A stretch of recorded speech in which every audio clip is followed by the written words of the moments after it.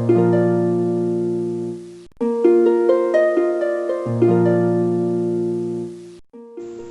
Friends, welcome back.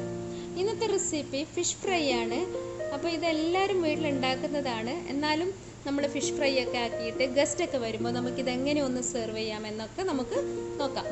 അപ്പോൾ fish നന്നായിട്ട് ഇതുപോലെ കഴുകി വൃത്തിയാക്കി ഇതുപോലെ ഒന്ന് വരഞ്ഞു കൊടുക്കാം. അങ്ങനെയാണെങ്കിൽ മസാലകളൊക്കെ ഇതുപോലെ അകത്തേക്കൊന്ന് പിടിക്കും. അപ്പോൾ നമ്മൾ നന്നായിട്ടൊന്ന് വരഞ്ഞു കൊടുക്കാം. ഇനി നമുക്ക് ഫിഷ് മസാല റെഡിയാക്കാം. അപ്പോൾ ഞാൻ ആദ്യം ഒരു 1/2 ടീസ്പൂൺ മഞ്ഞൾപ്പൊടി, 1/2 ടീസ്പൂൺ മുളക് പൊടിയും എടുത്തിട്ടുണ്ട്. ഇത് കശ്മീരി മുളകാണ്. ഇനി 1 ടീസ്പൂൺ പെപ്പറും കൂടെ ചേർത്ത് കൊടുക്കാം. അപ്പോൾ മസാല ഓരോരുത്തരുടെ ഇഷ്ടത്തിനനുസരിച്ച് ചേർത്ത് കൊടുക്കാവുന്നതാണ്. ഇനി ഒരു 1/2 ടീസ്പൂൺ ജിഞ്ചർ ഗാർലിക് പേസ്റ്റാണ് ഞാൻ ചേർത്തിട്ടുള്ളത്. കാരണം ജിഞ്ചർ ഗാർലിക് പേസ്റ്റ് കൂടുതൽ ചേർത്ത് കഴിഞ്ഞാൽ നമ്മുടെ ഫിഷ് പെട്ടെന്ന് കരിഞ്ഞു പോകും. പക്ഷെ അത് ചേർത്താൽ നല്ലൊരു സ്മെല്ലാണ്, നല്ല ഫ്ലേവർ കിട്ടും.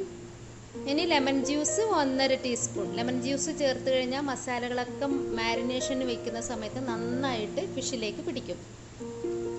കുറച്ച് എണ്ണ ഒഴിച്ചു കൊടുക്കാം. ആവശ്യത്തിന് ഉപ്പും കൂടെ ചേർത്തിട്ട് ഇനി നമുക്കിതൊന്ന് നന്നായി മിക്സ് ചെയ്തെടുക്കണം. അപ്പോൾ ഇത് നന്നായിട്ട് കൈകൊണ്ട് തന്നെ മിക്സ് ചെയ്തെടുക്കാം. ഇപ്പോൾ വെള്ളം കുറച്ച് ആവശ്യമുണ്ടെങ്കിൽ വെള്ളം ചേർത്തിട്ട് ഒന്ന് മിക്സ് ചെയ്യുക. അപ്പോൾ ഇത് കൂടുതൽ ലൂസാകാനും പാടില്ല. ഇതുപോലെ ഒന്ന് മിക്സ് ചെയ്തെടുത്തിട്ട് ഇനി ഇതൊക്കെ ഓരോ ഫിഷിലേക്ക് ഇതുപോലെ തേച്ച് പിടിപ്പിക്കണം. ഇതിന് അകത്തേക്കും ഈ വരഞ്ഞ ഭാഗത്തേക്കൊക്കെ തേച്ച് പിടിക്കാം. ഇതുപോലെ നമുക്ക് എല്ലാ ഫിഷും ഇത് മസാലയിലാക്കിയിട്ട് വയ്ക്കാം. അപ്പം ഞാൻ ഇതുപോലെ എല്ലാ ഫിഷും ഇതുപോലെ മസാലയിലാക്കി വെച്ചിട്ടുണ്ട്.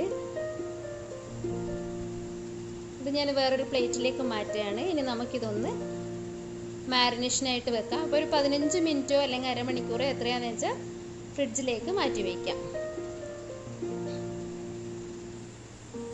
ഇനി നമുക്ക് ഫ്രൈ ചെയ്യാനുള്ളത്. അപ്പോൾ ഒരു അരമണിക്കൂർ കഴിഞ്ഞിട്ട് ഞാനിപ്പോൾ ഇത് എടുക്കുന്നുണ്ട്. ഇനി ഒരു ഫിഷ് ഫ്രൈ ആക്കാനുള്ള ഒരു പാൻ വയ്ക്കാം.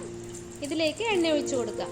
അപ്പോൾ ഡീപ്പ് ഫ്രൈ ചെയ്യാനുള്ള എണ്ണ ഞാൻ ഒഴിക്കുന്നില്ല. ഞാൻ കുറച്ച് എണ്ണ മാത്രമേ ഒഴിക്കുന്നുള്ളൂ. കാരണം ഇത് മിക്സ് ചെയ്യുമ്പോഴും മസാലയൊക്കെ ആക്കുമ്പോഴും നമ്മൾ കുറച്ച് എണ്ണ ഒഴിച്ചിട്ടുണ്ട്. ഇനിയിപ്പോൾ എണ്ണ നന്നായി ചൂടായി കഴിഞ്ഞാൽ ഫിഷ് ഇതുപോലെ ഇട്ട് കൊടുക്കാം. എന്നിട്ട് ഫ്ലെയിം ഒന്ന് കുറച്ച് വയ്ക്കാം.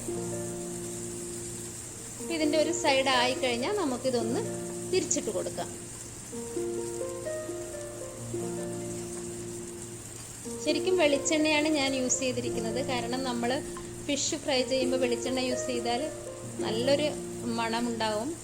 പിന്നെ ഓരോരുത്തർക്കും ഓരോരോ ഇഷ്ടത്തിനനുസരിച്ച് ഏതെണ്ണയാണെന്ന് വെച്ചാൽ ചെയ്യാവുന്നതാണ്. ഞാനിതിപ്പോൾ ഇതൊന്ന് മറ്റേ സൈഡും കൂടെ തിരിച്ചിട്ട് കൊടുത്തിട്ടുണ്ട്.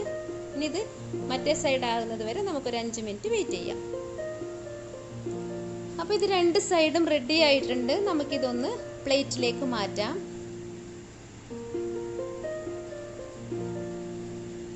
അപ്പോൾ ഞാൻ എല്ലാ ഫിഷും പ്ലേറ്റിലേക്ക് മാറ്റിയിട്ടുണ്ട്.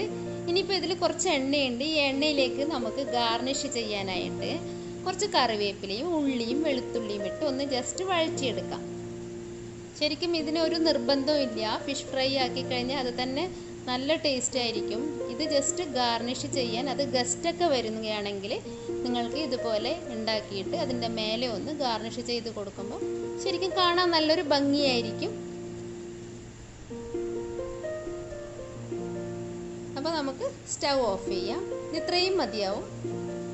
ഈ ഒരു സ്റ്റേജിൽ നമുക്കിതൊന്ന് മാറ്റാം.